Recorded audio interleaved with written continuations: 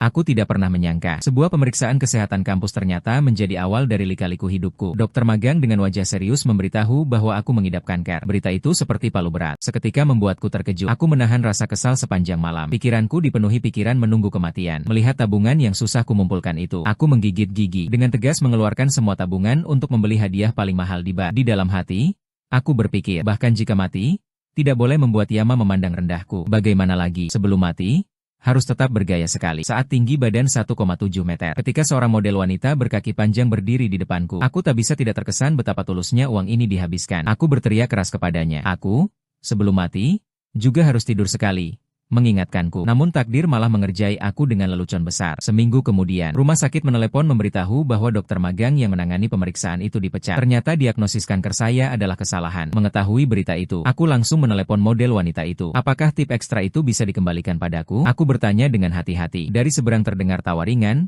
tidak mengembalikan. Aku hampir marah dan mengeluh kepadanya. Dia kemudian dengan santai berkata, kamu bisa tidur kembali. Kali ini gratis. Mengingat kembali 27 tahun hidupku yang sangat pelik. Tidak pernah berpacaran. Tidak pernah pesan makanan delivery. Bahkan saat main game, tidak pernah top up. Hanya mampu memesan satu gelas jus lemon di Misue Binceng. Dengan susah payah menabung 20. Berencana mengumpulkan uang muka di akhir tahun untuk membeli rumah kecil. Namun sebulan sebelumnya, menghabiskan semua aset untuk tidur di bar. Mengenai hal model wanita paling mahal itu, hasil pemeriksaan ulang keluar. Aku menangis bahagia. Emosiku naik turun seperti naik roller coaster. Memikirkan setelah memberi tips satu kepada model wanita itu malam itu, hatiku terasa sakit berdenyut. Biaya tempat tidur bisa diberikan, tapi tip itu murni impulsif. Pengeluaran harus dikembalikan. Saya mengeluarkan ponsel, menemukan nomor telepon yang ditinggalkan oleh si wanita jahat. Tak sengaja teringat pada tuan rumah malam itu. Saat dia memeluk erat, dia berkata di telingaku, kamu adalah yang pertama. Saat cerita hampir selesai, dia tiba-tiba berhenti. Aku marah dan malu sekaligus. Kamu urus berapa kali aku? Aku mengeluarkan uang. Kamu hanya harus melayaniku dengan baik. Kurangi omong kosong. Dia tertawa pelan sambil berkata, tinggalkan kontak. Lain kali beri dia tip lagi. Saat itu aku hampir putus asa. Rasanya ingin mati. Aku malas mempermasalahkan taktik kecilnya. Sekarang memikirkannya. Untung dia meninggalkan nomor. Kalau tidak, tip 10.000 yuan ini akan sia-sia. Aku bersembunyi di koridor. Tak sabar, aku menelponnya. Dia cepat mengangkat telepon. Melalui ponsel, suaranya dalam dan menggoda. Sayang akhirnya mengingatku. Suara itu membuat wajahku langsung memerah. Sayangnya dia adalah wanita payah yang mau tidur hanya dengan uang. Aku membersihkan tenggorokanku. Langsung ke intinya. Tip yang aku berikan kepadamu terakhir kali. Bisakah kamu mengembalikannya? Dia terkejut sejenak. Jelas dia tidak menyangka aku datang menagih uang. Aku takut dia tidak mengembalikan. Lalu aku menambahkan lagi. Aku ada keperluan mendesak. Aku bahkan membuat kebohongan. Kataku saudara ipar sedang melahirkan. Sebenarnya aku tidak punya saudara ipar. Aku hanya punya adik perempuan yang masih SMA. Ternyata sikapnya ringan. Dia menjawab tidak akan mengembalikan. Aku langsung marah. Dengan suara pelan, aku memanggilnya nomor 1. Uang tempat tidur yang aku berikan kepadamu tidak sedikit. Jangan terlalu serakah. Hati-hati, aku akan melaporkanmu. Nomor 1 adalah sebutan untuknya. Di atas tempat tidur, saya bertanya apa namanya. Dia menjawab namanya nomor 1. Pokoknya itu hanya hubungan sekali pakai. Saya juga tidak peduli nama aslinya. Selama dia hidup dengan baik, itu sudah cukup. Tapi sebutan, nomor 1, itu baru saja keluar. Dia langsung tertawa di seberang. Masih saja dengan kata, tidak mungkin kembali. Tidak ada aturan seperti itu dalam industri. Jika tersebar, saya tidak bisa berbisnis lagi. Saya terkejut. Saya rasa apa yang dia katakan ada benarnya. Saya hanya mendengar dia berkata lagi, tapi kamu bisa tidur kembali. Setelah selesai bicara gratis kali ini, dia menutup telepon. Tak lama kemudian ponsel saya menerima pesan singkat. 1308. Aku menunggumu. Membayangkan tip 10.000 yuan. Saya menahan terik matahari, mengendarai sepeda berbagi selama setengah jam sampai ke hotel. Hotelnya megah dan mewah. Saat menekan tombol lift, saya merasakan nyeri pada tubuh. Berada di depan pintu 1308. Saya menutup mata dengan rasa sakit. Kali lalu saya menghabiskan banyak uang untuk memesan suite presiden. Saat itu saya hampir pusing. Saya tetap ingin menikmati sedikit. Sayangnya malam itu saya minum untuk mengumpulkan keberanian. Terlalu banyak minum. Hampir saja saya tidur di atas nomor 1. Saya hanya merasakan bahwa tempat tidur besar itu sangat nyaman. Tidak ada kesempatan untuk berbaring dengan nyaman. Pintu tiba-tiba terbuka. Saya ditarik masuk dengan paksa. Sebuah aroma yang familiar dan harum seketika mengelilingi saya, lalu ciumannya langsung turun. Saya tidak bisa menolak. Saat dia melepaskan saya, kaosnya sudah terangkat. Dengan rasa sakit, saya mencabut rambutnya. Nomor 1, kamu berzodiak anjing. Di sini juga menggigitnya. Saya mengangkat kepala, menampilkan senyum nakal. Terakhir kamu menggigitku dengan begitu senang. Butuh beberapa hari baru bekasnya hilang. Sekarang saya juga ingin meninggalkan tanda untuk pemilik. Wajah saya langsung memerah. Mendorongnya dengan satu dorongan. Nomor 1 bersandar pada dinding. Mata melengkung menatapku. Melihatnya membuat detak jantungku berdegup beberapa kali lebih cepat. Malam itu di bar, aku menurunkan kata-kata megahku. Ingin memberi mereka model wanita paling mahal. Manajer ruang pribadi keluar menelepon untuk meminta persetujuan. Tak lama kemudian,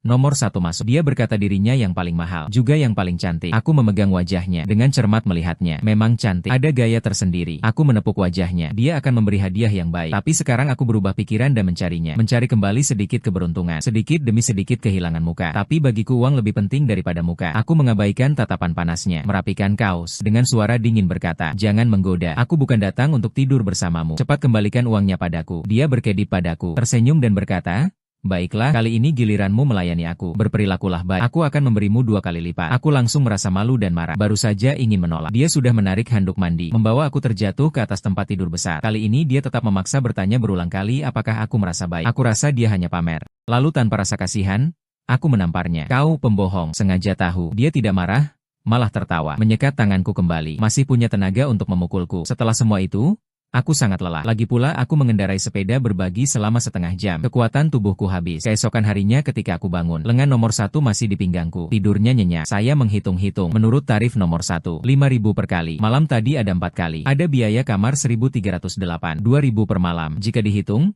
saya masih harus menagih dia 12.000. Saya duduk dengan kesal, mengambil pakaian yang terjatuh di lantai. Mengenakan nomor 1. Apakah kamu sengaja? Dia berkata secara lisan gratis. 2 kali pertama selesai, saya sudah balik modal, tapi dia tetap menarik saya untuk 2 kali lagi. Benar-benar penipuan. Nomor 1 terbangun karena saya. Mata masih mengantuk menatap. Dengan malas berkata, ada apa, Tuan? Apakah saya tampil buruk? Saya terharu. Di siang bolong jangan ngomong nakal. Tip 10.000.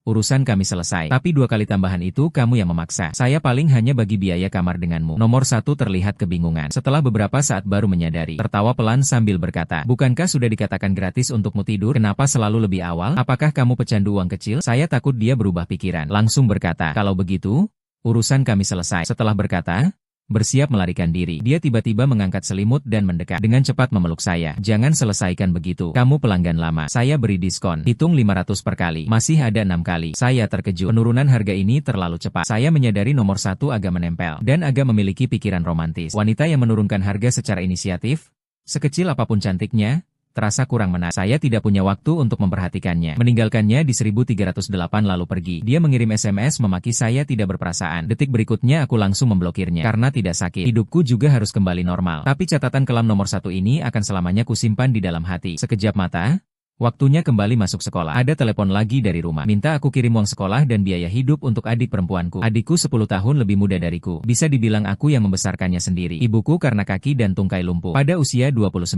tahun. Dengan perkenalan mak comblang. Menikah dengan ayahku yang tidak memiliki apa-apa. Ayahku suka bermalas-malasan. Tidak berguna sama sekali. Baik pekerjaan pertanian maupun urusan rumah tangga. Dia tidak bisa membantu sama sekali. Ibuku harus kuat mengandungku.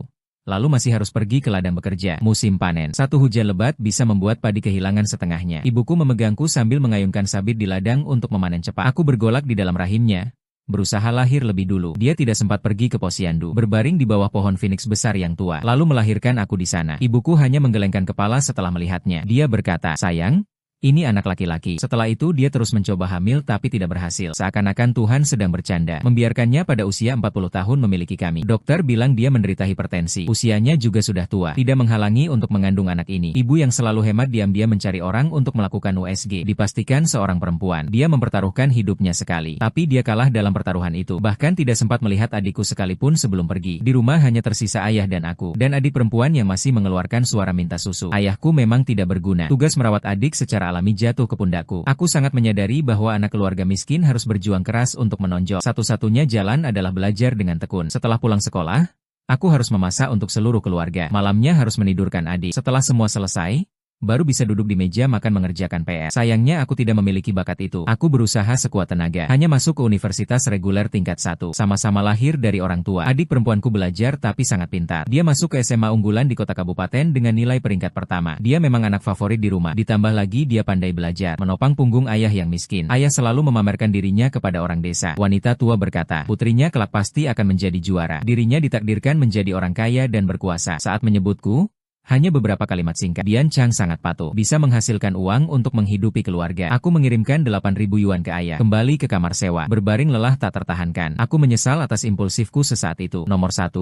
Selain adik perempuanku, wanita yang paling banyak aku belanjakan uang. Mungkin satu-satunya keberuntunganku adalah setelah lulus langsung masuk ke perusahaan ini. Bersama bos dan 5 rekan kerja berjuang. Melihat perusahaan tumbuh besar dan kuat. Bos mengirimkan sebuah dokumen. Itu adalah draft rencana proyek baru. Katanya, tunggu. Biarkan aku periksa dulu. Mengirimkannya padaku dianggap lembur. Aku melompat dari tempat tidur seperti ikan koi yang meluncur. Bos benar-benar membantu di saat sulit. Masih muda, tangguh dan pekerja keras, cantik dan berhati baik. Tidak heran banyak pemuda di perusahaan menyukainya. Aku cepat membuka komputer, membaca rencana itu kata per kata saat akan mengirimkannya kepadanya. Tapi dia tiba-tiba offline. Aku meneleponnya 2 kali. Dia baru mengangkat. Di sana sangat berisik, berantakan, seperti sedang berkelahi. Bos terburu-buru berkata satu kalimat. Sudah dicetak, kirim ke rumahku. Lalu menutup telepon. Rumah bos berada di kawasan villa pinggiran kota. Aku pernah pergi sekali harus naik bus, 2 kali naik kereta bawah tanah memang merepotkan. Tapi saya kekurangan uang. Baru sampai di pintu, ganti sepatu. Bos mengirim pesan, naik taksi, saya akan reimburse. Lihat, bosnya pintar dan murah hati. Kalau dia tidak menghasilkan uang,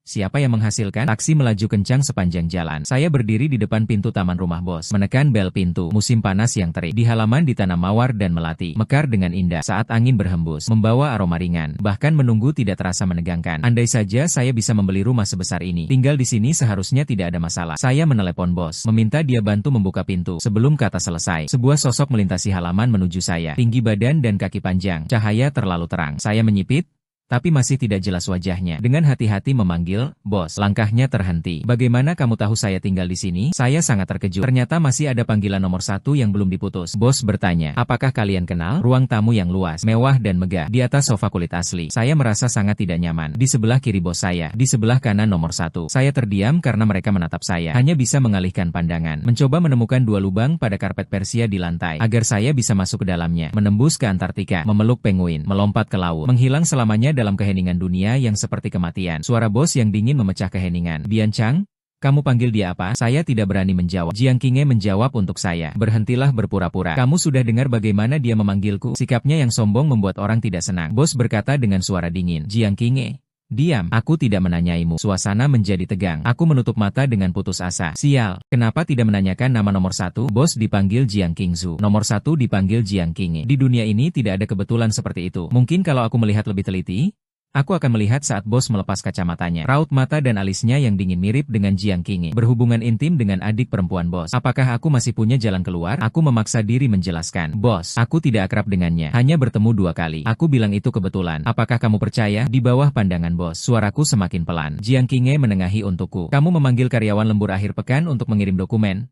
Itu saja. Sekarang malah memeriksa kehidupan pribadi karyawan. Apakah kamu mengandalkan gosip dan penindasan agar karyawan bekerja keras untukmu? Sangat pedas lidahnya. Tidak ada rasa suka sama sekali. Tapi sepertinya ada sedikit logika di dalamnya. Kehidupan pribadiku memang tidak perlu dilaporkan kepada bos tentang mas kawin. Bos melirik Jiang Qinghe dengan dingin. Berbalik ke arahku dengan suara lembut berkata, Bian Zhang lelah, kamu pergi sekali. Selain itu, adikku bukan orang baik. Jauhkan dirimu darinya. Aku langsung mengangguk. Baik, bos, aku ingat. Keluar dari gerbang villa, Jiang Qinghe mengikutiku dengan santai. Ye Fen juga mulai bekerja untuk kakakku. Orang itu sangat licik. Aku menoleh dan menatapnya dengan marah. Kamu sakit?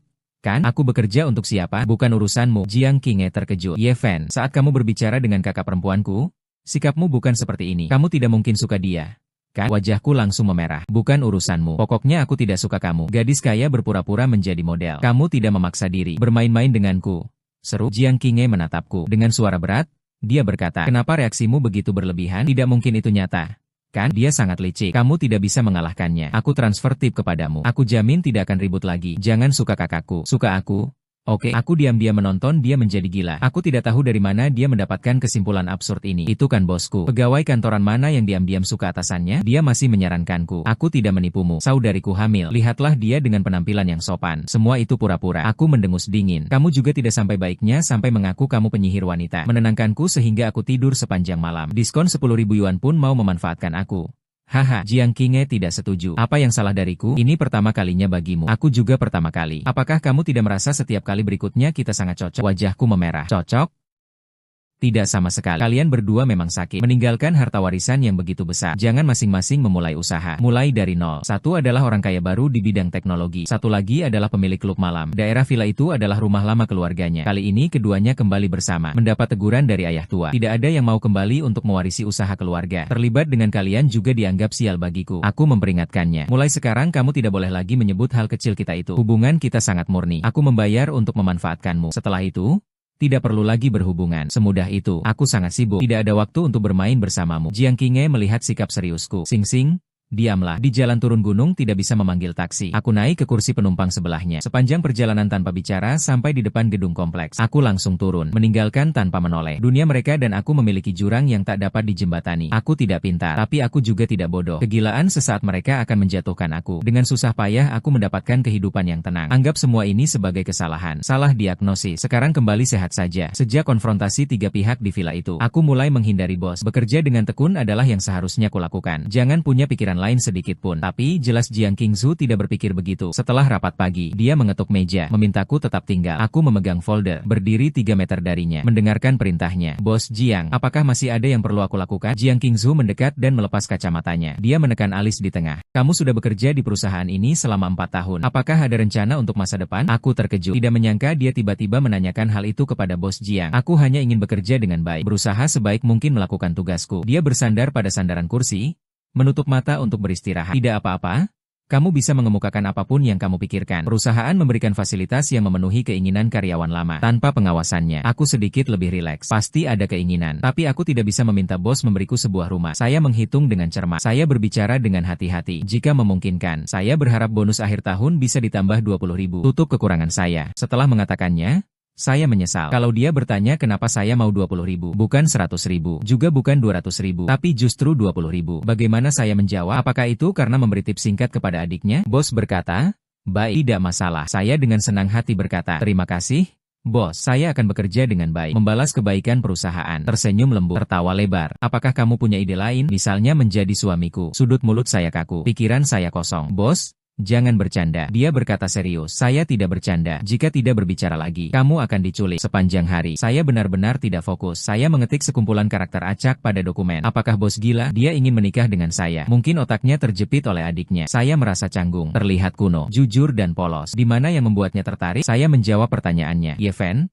sepertinya kamu selalu tidak melihat kelebihanmu. Kamu tidak bersaing atau merebut. Di masyarakat yang dipenuhi keinginan material ini, masih dapat mempertahankan niat awal. Kamu seperti mutiara yang tertutup debu. Harus perlahan-lahan menggosok setiap goresan yang diberikan hidup. Semua memantulkan cahaya yang hanya milikmu. Saya sudah menyukaimu lama, bukan sekadar impuls. Pertimbangkan baik-baik. Jangan lagi menatapku dengan tatapan orang gila. Aku jadi panik. Ya Tuhan, mungkin kedua saudara perempuan keluarga Jiang memang gila. Aku ingin uangnya, tapi dia justru menginginkan orangku. Kelas ini tidak bisa diikuti sama sekali. Setelah pergi ke kamar mandi dan mencuci muka, aku menambah shift terakhir dalam karierku, menulis surat pengunduran diri. Menolak bos, pekerjaan ini jelas tidak bisa dilanjutkan, tapi orang miskin tidak berani mengundurkan diri langsung. Aku harus mencari pekerjaan berikutnya dengan baik. Mungkin juga harus mencari rumah. Namun dengan surat pengunduran diri ini, secara tak terduga, aku mendapat sedikit keberanian, seakan bisa berdiri di posisi yang adil. Menolak bos dengan cara yang terhormat. Satu gelombang belum reda. Gelombang berikutnya muncul. Aku belum menyerahkan surat pengunduran diri di sini. Keluarga menelpon. Katanya adikku berkelahi, membuat orang itu masuk rumah sakit. Ayahku terus-menerus berkata di telepon, ini serius. Mungkin ada yang meninggal. Tidak tahu berapa banyak ganti rugi yang harus dibayar. Memintaku pulang cepat. Aku membeli tiket berdiri malam itu. Mengajukan cuti 3 hari ke bos. Dengan tergesa-gesa,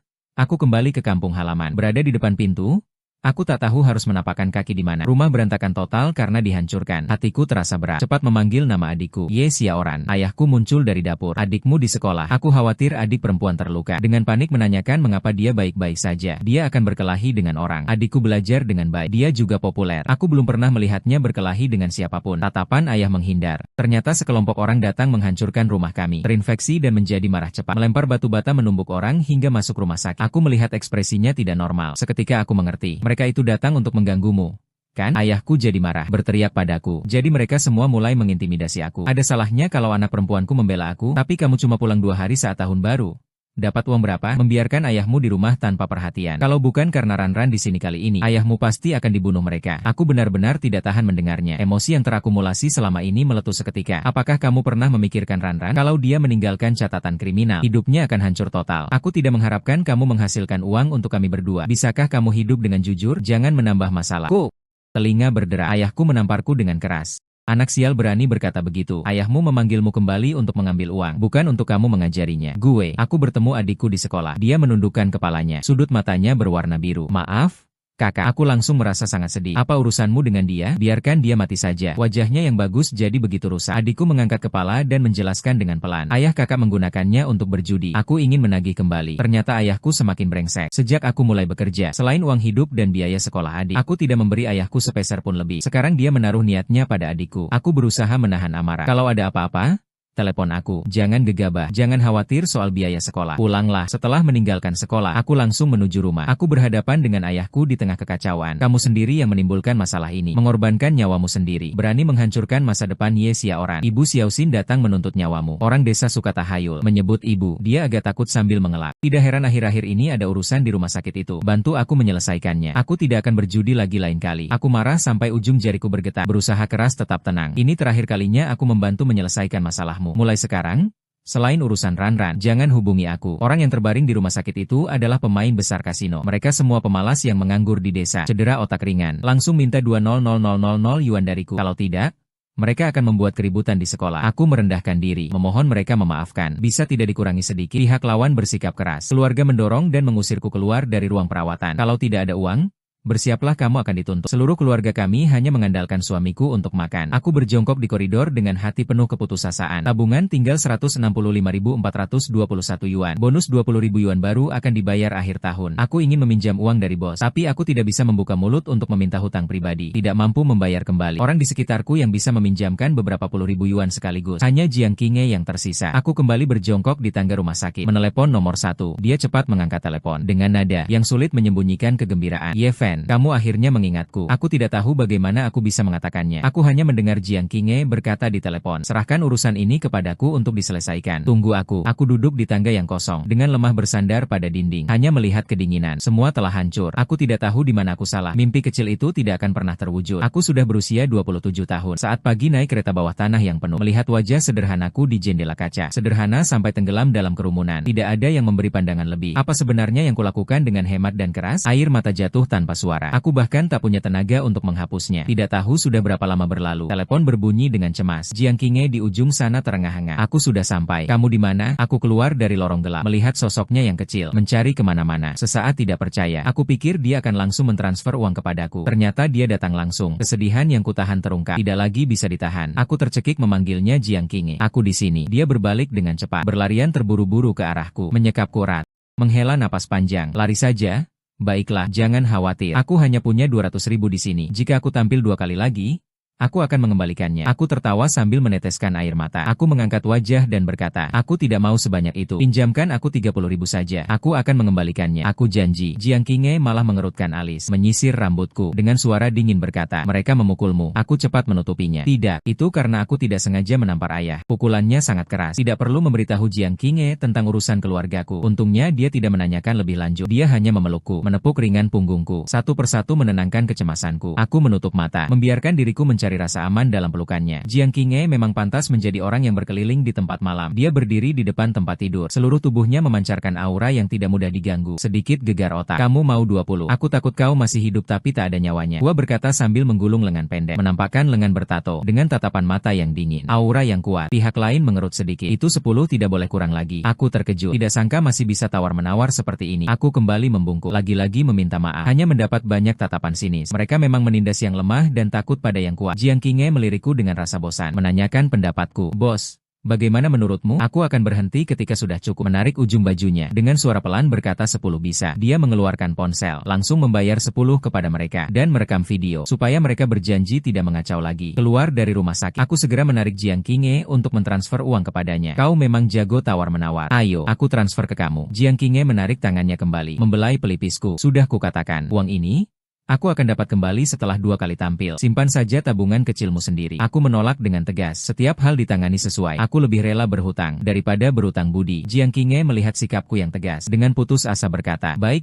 Bolehkan kalau dibayar setelah kembali? Aku melaju dengan mobil sepanjang jalan ke sini. Belum makan. Bisa nggak dulu bawa aku makan sesuatu? Jiang Qinghe sangat membantu saya. Seharusnya saya mengundangnya makan besar. Tapi kondisi kami di sini tidak bagus. Mall terbesar di kota kabupaten hanya 3 lantai. Jiang Qinghe menarik perhatian begitu masuk. Dia tinggi dengan kaki panjang. Kulitnya putih bersih. Saat tidak tersenyum, wajahnya keren cantik seperti bintang. Saya memilih restoran rumah pribadi. Untungnya Jiang Qinghe tidak pilih-pilih makanan. Sepertinya saya benar-benar sangat lapar. Saya menenggelamkan diri makan. Setelah selesai makan, Jiang Qinghe menanyakan kapan saya pulang. Saya masih punya 2 hari libur. Ingin pulang ke rumah sekali. Memberitahu bahwa ayah saya berhutang 100.000 yuan. Tidak boleh dia berbuat sembarangan lagi. Saya mungkin harus menunda lagi 1 hari. Jiang Qinghe, kamu dulu pulang saja. Dia mengangkat alis. Tidak, saya tidak ingin mengemudi lelah. Mungkin menginap semalam di rumahmu. Besok kita pulang bersama. Saya baru saja hendak menolak dia. Dia merentangkan lengan dan menguap. Kaosnya terlipat putih di bawah, menampakkan setengah pinggang. Kulit putih bersih dan halus. Saya cepat-cepat memalingkan wajah. Rumah saya tidak nyaman untuk menginap. Saya akan menyediakan satu kamar untukmu. Jiang Qinghe tiba-tiba mendekat ke Ye Fan. Kamu memerah. Jiang Qinghe ingin mengendarai mobil mengantar saya pulang. Saya menolak dengan tegas. Dia malah bersikap kasar, menantang tangan saya dan tidak melepaskannya. Ye Fan, saya di sini tidak mengenal apa-apa. Kamu meninggalkan saya sendirian. Bagaimana kalau saya diculik? Saya tidak peduli. Saya akan mengikutimu. Saya benar-benar berutang padanya. Jika kembali, ambil uang di buku tabungan dan bayar kepadanya. Saat mobil Jiang Qinghe melaju ke jalan desa yang bergelombang, membuat warga yang sedang beristirahat di pinggir jalan memperhatikan. Saat dia turun dari mobil, mata semua orang langsung bersinar. Ada beberapa orang yang tampak seperti masih mengikutinya sampai ke depan rumah, mengibaskan kipas anyam. Tanya kepadaku, siapa ketua desa? Apakah ini pasanganmu? Wah, cantik sekali. Jiang Qinghe berjanji tidak akan bicara sembarangan. Namun sudut bibirnya tak bisa berhenti tersenyum. Aku tersenyum sopan kepada bibi. Dia belum selesai berbicara. Ayahku melompat keluar dari rumah. Kamu mengintip orang lewat celah pintu. Kamu menganggap anakku lemah, kan? Ini bukan pasangan kepala desa keluargaku. Bisa jadi pasanganku? Bibi gemuk meliriknya dengan tajam. Dia memutar pinggang dan pergi. Menantu pertama kali datang. Cepat. Cepat. Jiang Qinghe menatap ayahku dengan dingin. Aku berdiri di depan Jiang Qinghe, mendorong tangan ayahku. Masalah di rumah sakit sudah selesai. Membayar ganti rugi 100.000 yuan. Membuatkan surat hutang. Kamu bayar pelan-pelan saja. Ayahku langsung menutup senyumnya, berteriak. Hei, aku tidak punya uang untuk membayarmu.